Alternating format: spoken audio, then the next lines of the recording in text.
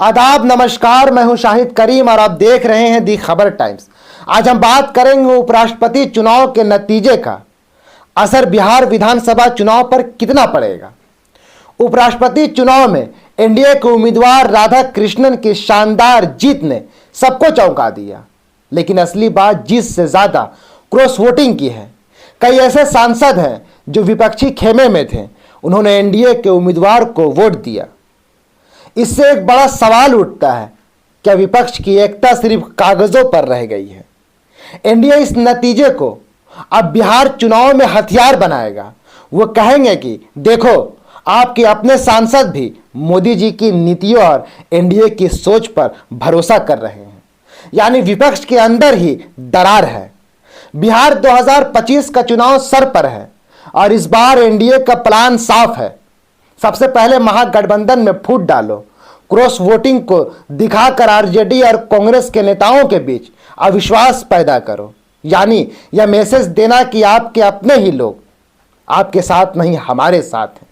अब सवाल यह है कि सबसे ज्यादा असर किस पर पड़ेगा।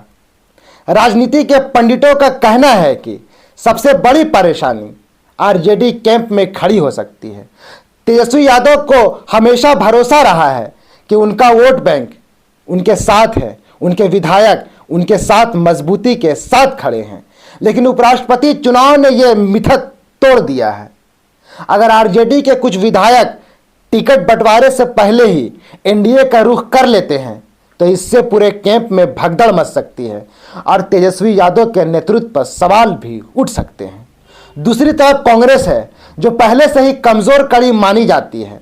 उसके कई विधायक चुनाव से पहले पाला बदल सकते हैं। ऐसे में महागठबंधन का ढांचा कमजोर होना तय है। एनडीए का मकसद साफ है, विपक्ष को तोड़ो, छोटे छोटे गुटों को अपने साथ लाओ और जनता के बीच यह संदेश दो कि विपक्ष खुद अपने ही नेताओं को संभाल नहीं पा रहा, फिर बिहार को क्या संभालेगा। जहां तक प्रशांत किशोर की जनसुराज पार्टी की बात है, बीजेपी फिलहाल उस पर सीधे हमला नहीं करेगी। वजह यह है कि उनकी राजनीति और बीजेपी की राजनीति में ज्यादा फर्क नहीं है। इसीलिए एनडीए का सीधा निशाना रहेगा आरजेडी और कांग्रेस।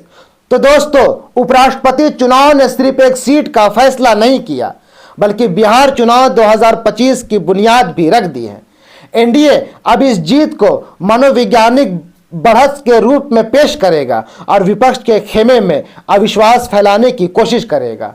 अगर यही फॉर्मूला बिहार में दोहराया गया तो महागठबंधन चुनाव से पहले ही बिखर सकता है। यानी आने वाले दिनों में असली मुकाबला वोटों का नहीं, बल्कि एकता बचाने का होगा। देखना दिलचस्प होगा कि महागठबंधन इस चुनौती का सामना कैसे करता है।